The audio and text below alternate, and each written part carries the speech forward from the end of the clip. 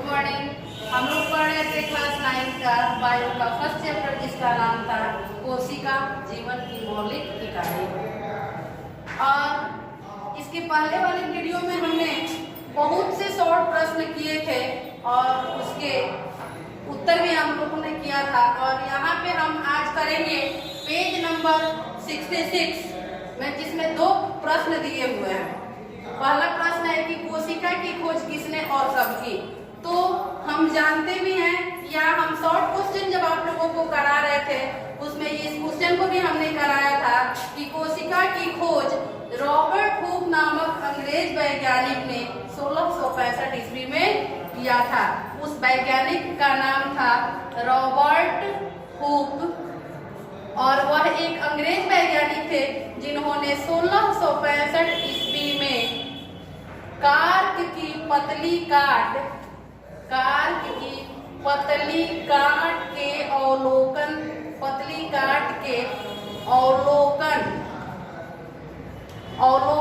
करके कोशिका की खोज की थी। आप लोगों को पहले वीडियो में भी हमने इस बात पर चर्चा किया था और बताया भी था कि कोशिका की खोज रॉबर्ट हुक ने 1665 ईस्वी में किया था। और उसी में का दूसरा प्रश्न है कि कोशिका को जीवन की संरचनात्मक का मतलब होता है जिसके द्वारा संरचना हुई है, माने बनावट हुई है, तथा क्रियात्मक यानी काम करने वाला इकाई क्यों कहते हैं। आइए हम उसको समझ लेते हैं कि कोशिका को जीवन की संरचनात्मक एवं क्रियात्मक इकाई क्यों कहते हैं। आइए इसका उत्तर हम नहीं इसका उत्तर हम आप लोगों को पहले बता दिए और वहां लिखे भी है। अगर जो लोग नहीं लिखा होगा उसको लिख लेगा। सभी जीव जंतु जो हम अपने आसपास देखते हैं, सभी जीव जंतु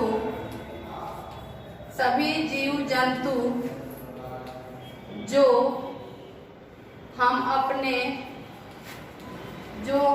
अपने आसपास देखते हैं,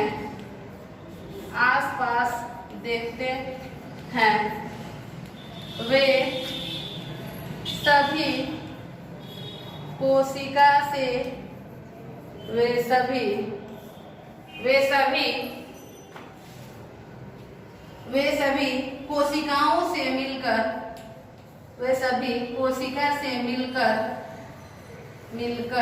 बने होते हैं।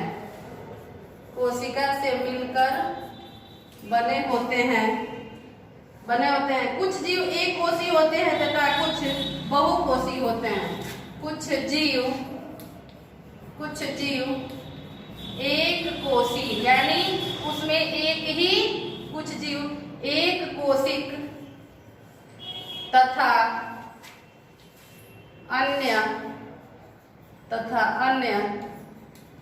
बहुकोशिक होते हैं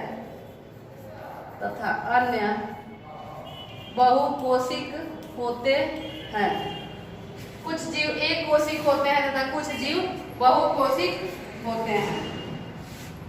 प्रत्येक बहुकोशिक जीव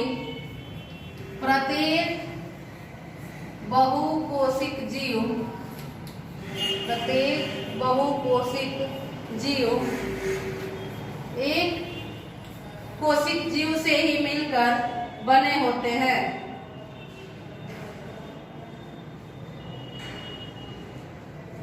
प्रत्येक बहुकोशिक जीव एक कोशिक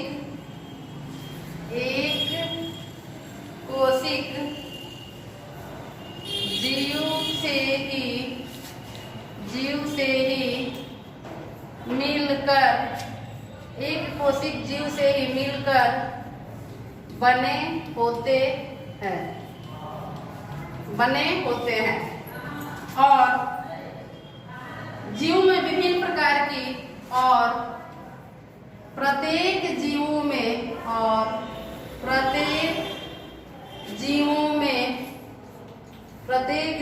में विभिन्न प्रकार की, विभिन्न माना होता है अलग अलग, प्रत्येक जीवों में विभिन्न प्रकार की कोशिकाएं भी होती है। विभिन्न प्रकार की कोशिकाएं भी होती हैं।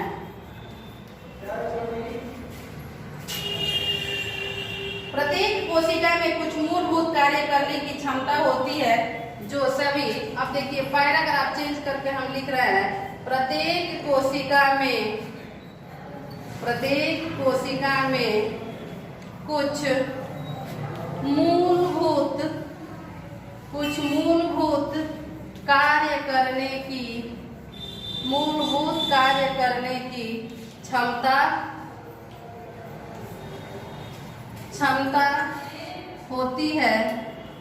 क्षमता होती है जो सभी सजीवों का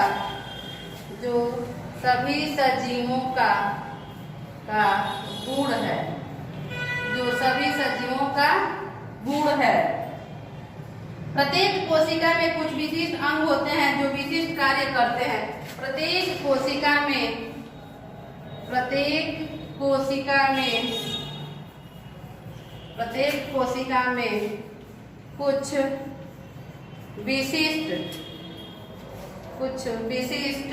कुछ विशिष्ट अंग होते हैं।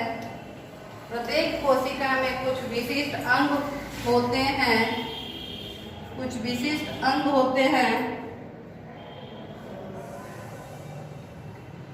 विशिष्ट अंग होते हैं जो विशिष्ट कार्य करते हैं। इन्हें कोशिका अंग, विशिष्ट अंग होते हैं जो विशिष्ट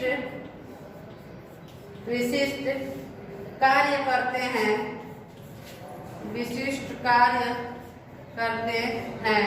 जिसे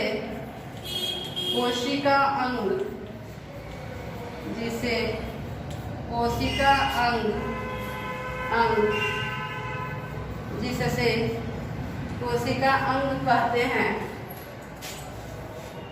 इन कोशिकाओं के कारण ही एक कोशिका जीवित रहती है। इन कोशिकाओं के कारण ही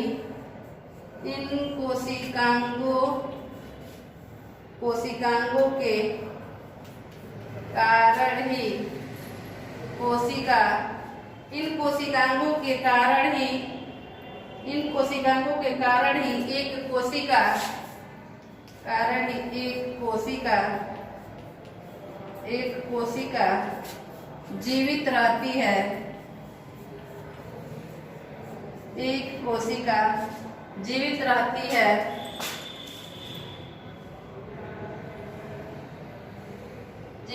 है। तथा नए पदार्थ का निर्माण, अपशिष्ट पदार्थ का निष्कासन और इन्हीं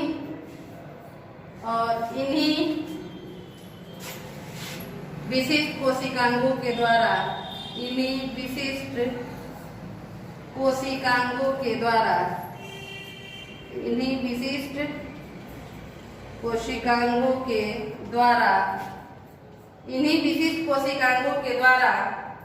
नए पदार्थ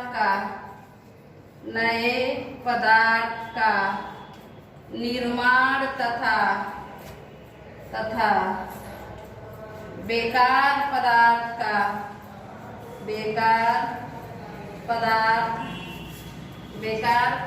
का उत्सर्जन होता है।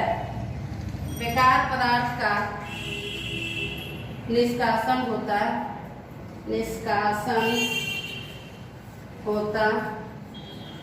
है। इसलिए कोशिका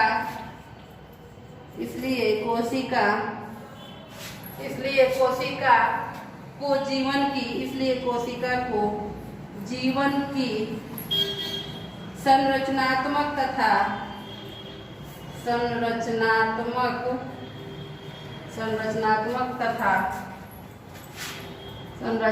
तथा क्रियात्मक इकाई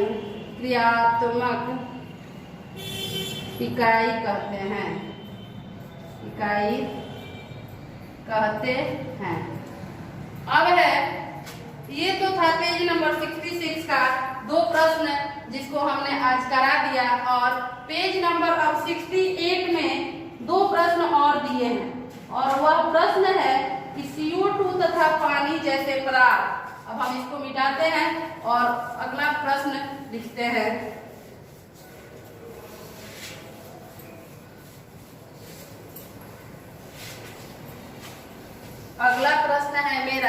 पेज नंबर 68 का, 66 का ये था, अब है पेज नंबर 68। इसमें भी दो प्रश्न दिए हुए हैं। पहला प्रश्न है कि CO2 तथा पानी जैसे पदार्थ, CO2 तथा पानी जैसे पदार्थ, CO2 तथा पानी जैसे पदार्थ कोशिका से कैसे अंदर तथा बाहर जाते हैं। पदार्थ कोशिका से कैसे अंदर तथा बाहर जाते हैं,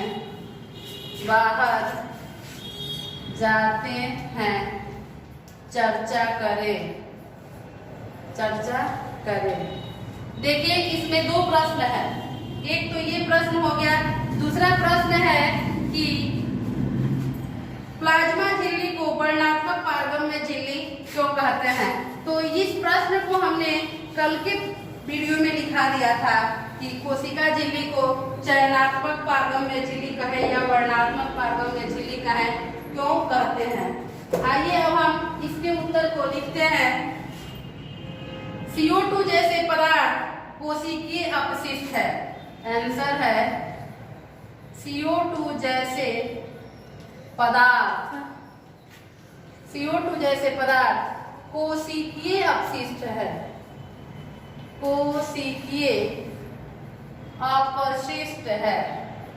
अपशिष्ट माने होता है बेकार। CO2 जैसे पदार्थ कोशिकीय अपशिष्ट है, अतः इसका निष्कासन आवश्यक है। अतः इसका निष्कासन माने बाहर निकालना। अतः इसका निष्कासन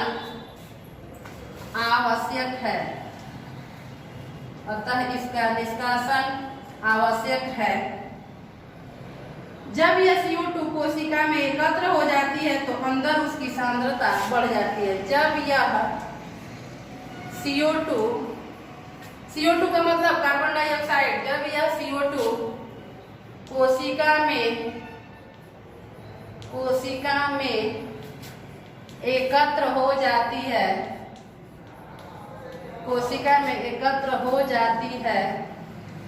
तो अंदर इसकी सांद्रता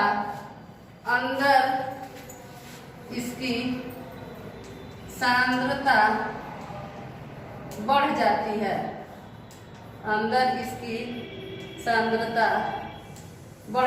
है। और बाह्य पर्यावरण में सांद्रता कम हो जाती है। और बाह्य माने बाहरी, और बाह्य पर्यावरण में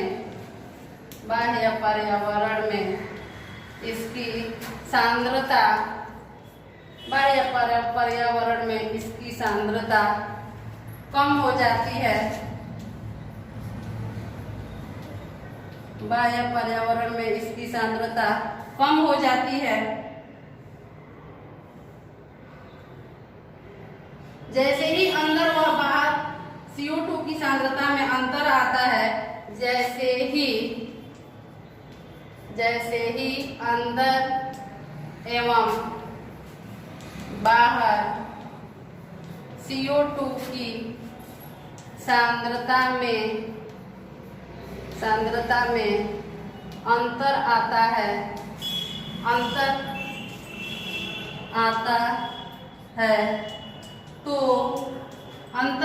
है, तो उसी समय उच्च सांद्रता से निम्न सांद्रता की ओर, तो उसी समय उच्च सांद्रता से निम्न सांद्रता की ओर, निम्न सांद्रता की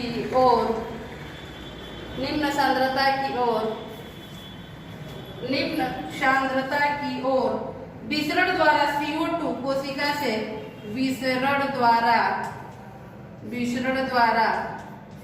CO2 कोशिका से बाहर कोशिका से बाहर निकल जाती है, कोशिका से बाहर निकल जाती है, कोशिका से बाहर निकल जाती है। उसी समय ही कोशिका में O2 की सांद्रता कम हो जाती है। उसी समय कोशिका में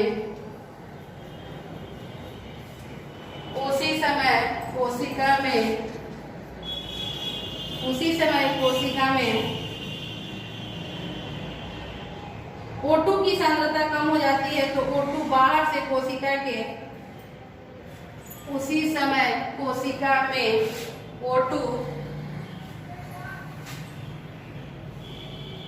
विसरण द्वारा CO2 कोशिका से बाहर निकल जाती है। उसी समय कोशिका में O2 माने ऑक्सीजन, उसी समय कोशिका में O2 की सांद्रता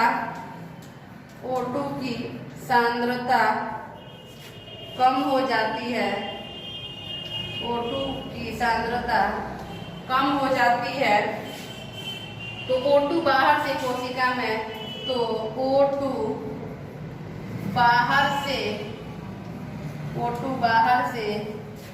कोशिका में, O2 बाहर से कोशिका के अंदर चले, कोशिका में विसरण द्वारा, कोशिका में विसरण द्वारा अंदर चली जाती है। इसी प्रकार गैसों का आदान प्रदान होता रहता है। इसी प्रकार विसरण प्रक्रिया के द्वारा ही, इसी प्रकार विसरण प्रक्रिया के द्वारा ही, इसी प्रकार विसरण प्रक्रिया के द्वारा ही गैसों का आदान प्रदान